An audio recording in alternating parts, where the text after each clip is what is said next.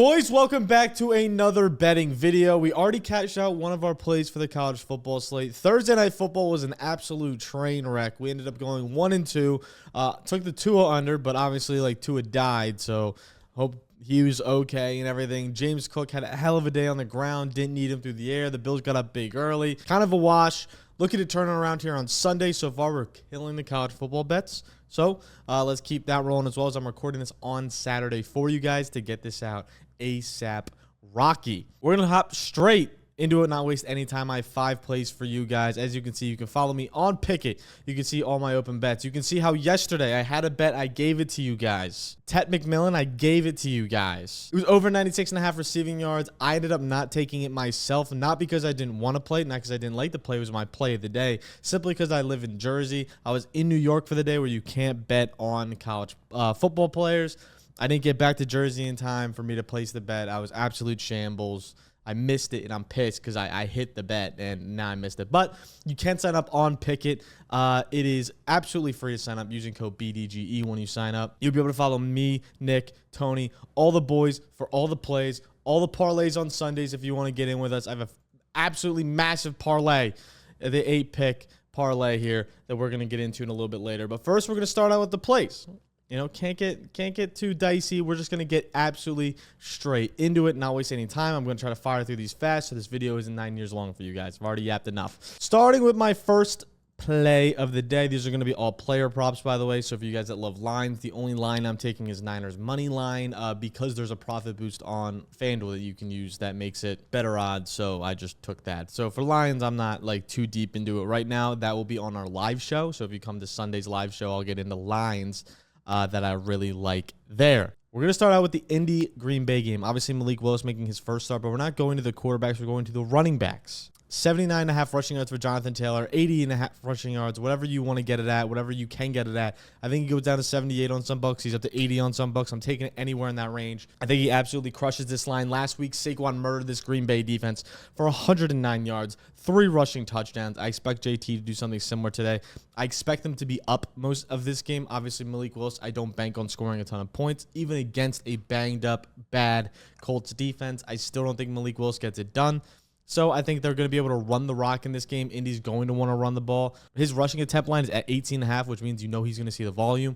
Last week, Saquon saw 78 yards before he was even touched. So if Jonathan Taylor gets anything like that, obviously he's going to absolutely feast. He should see 100 rushing yards today. He's the clear number 1 back, saw 96% of all the snap share against Houston. And Houston's a much better defense. They were playing from behind. So if he's getting that much snap share there, he's obviously going to feast versus this Swiss cheese Green Bay defense. And we can pull up just his props.cash to show you. I got so many questions on what this is, what we're looking at here, and this is props.cash. We're not sponsored by it, but I'm sponsored by it individually. If you want to get 25% off your first month, you can use code GUT25, and they'll give you up to 25% off your first month. I think it'll be a total of $15. But this is the line we're looking at. Obviously, he got injured last year. Obviously, he didn't play the full time.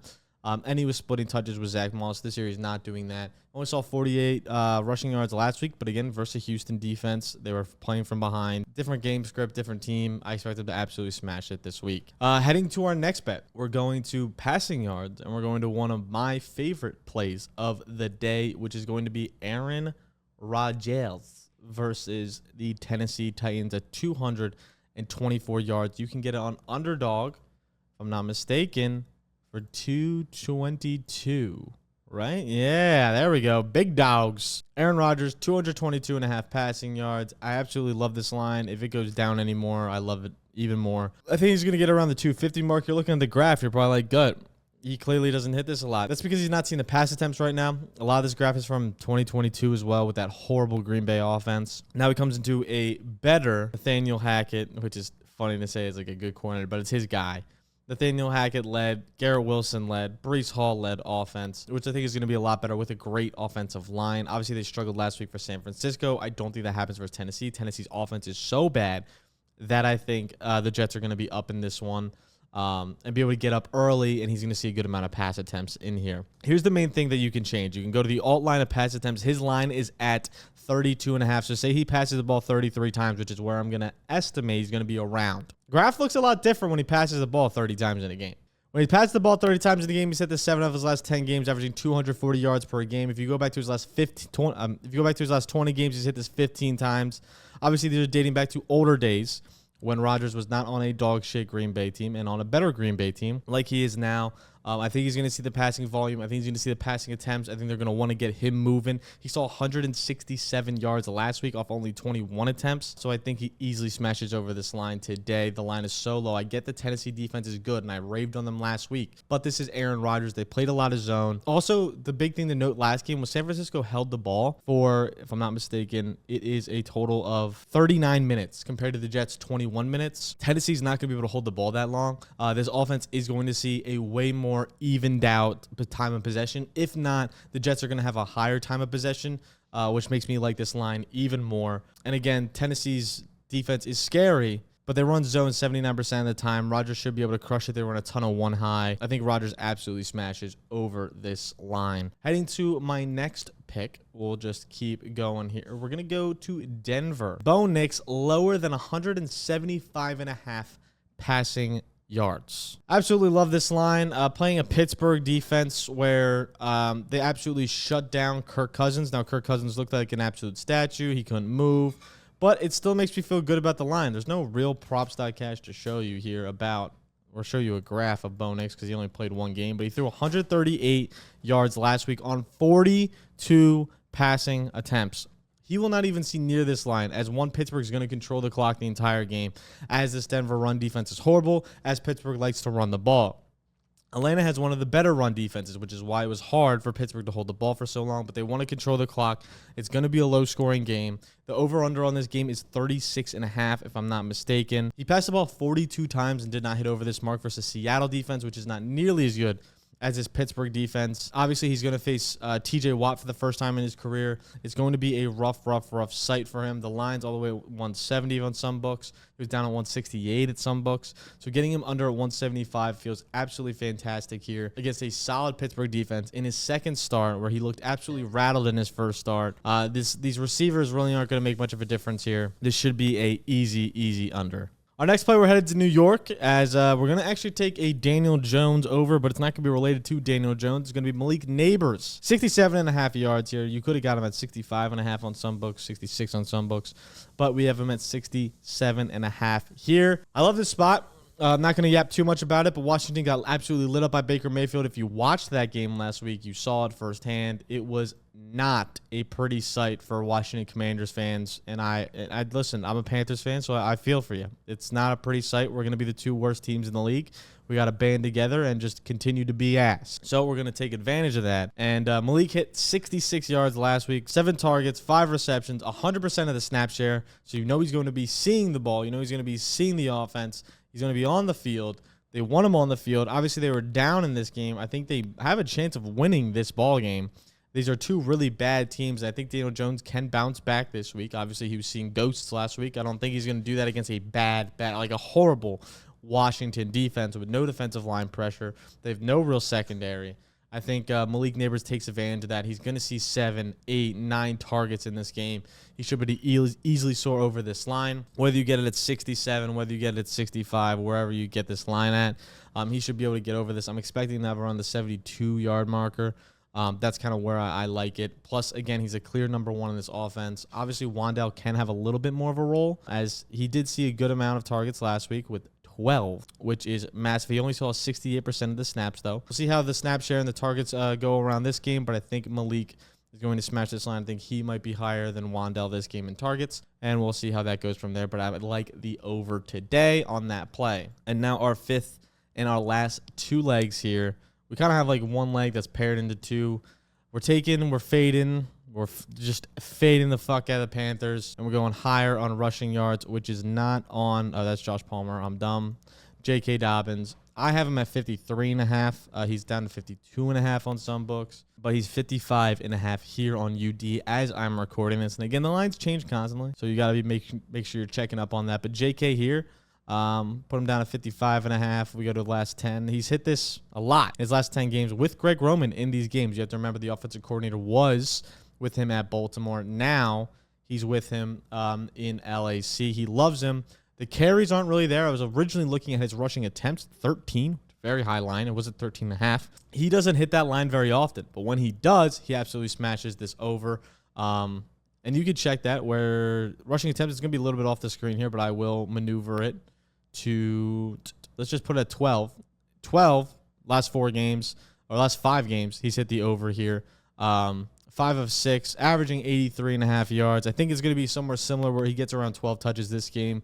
He's going to be effective in the run game. I think this is going to be an easy smash over.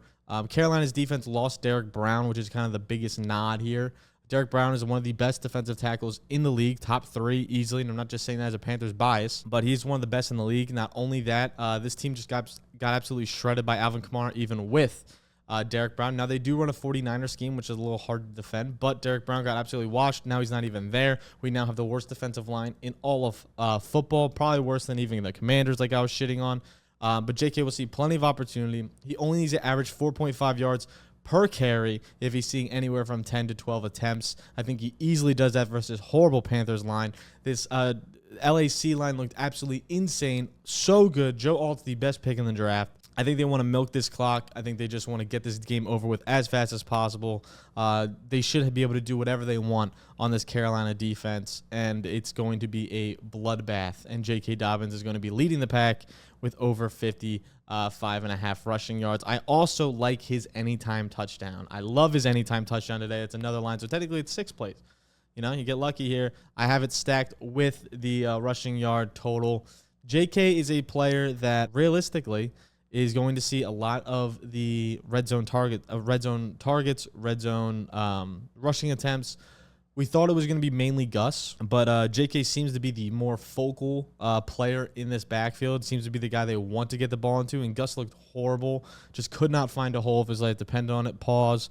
But he just looked like a normal 2 yards per carry Gus Edwards. Maybe he finds the end zone today, but I think it's going to be JK from probably about 10 to 15 yards out. Going to scamper in there. I think both these running backs could score versus, again, horrendous Carolina offense. Should be an easy over on both these bets, depending on injury. Hopefully nothing happens there for JK. Obviously coming off an Achilles, an ACL. You worry a little bit, but he should be good to go on those lines. These are the bets once again. Move me over here, and then you can see the full slate to your right. We have Jonathan Taylor rushing yards. We have Aaron Rodgers higher on passing yards. Bo Nix lower.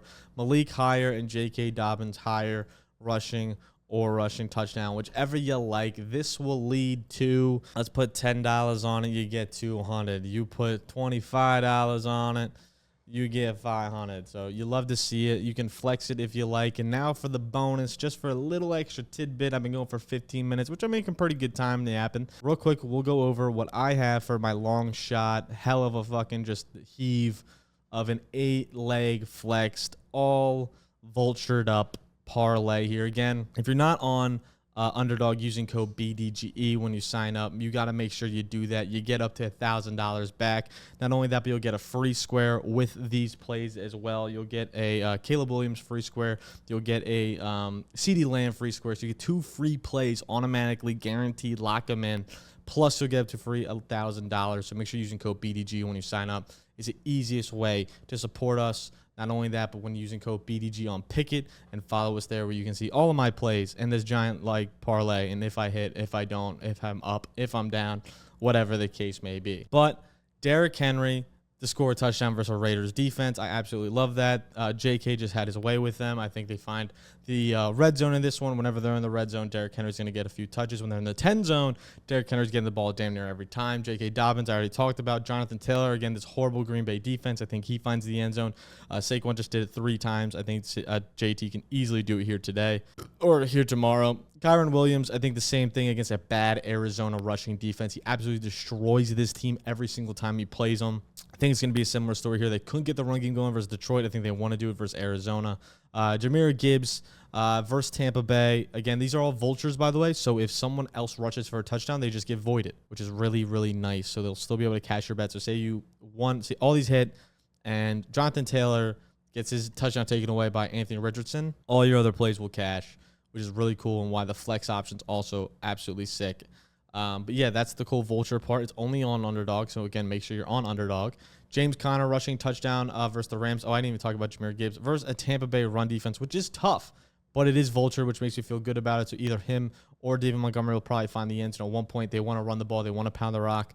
So one of them is probably going to get in. So if one of them does, it's a guaranteed Vulture, or it's a hit for me for Jahmyr Gibbs. James Conner versus a Rams defense that just got absolutely destroyed. Najee versus a Denver defense that just got absolutely destroyed by Kenneth Walker. And Zeke against the Saints. I think they'll just be around the 10 zone often. I think this Dallas offense can absolutely have their way with the Saints defense. So I think he's going to have some red zone, 10 zone opportunities. And when they're in the 10 zone, it's a Zeke touchdown waiting to happen, just like it was last week. So those are the plays for today. And those are the plays for tomorrow, actually, as you're seeing this on Saturday. Make sure to, again, use code BDG on Picket. Use code BDG on Underdog. And if you want to be on props.cash, you can use GUT25 and you'll get 25% off your first month, which will be a total of $15. And yeah, make sure you cash in, lock in. Let me know what you guys like for this Sunday. These are what I have. And then we can cash out together. And you can bitch at me if I get them wrong. And that's the fun part of this. So we will catch you guys next time. Love you guys. And peace.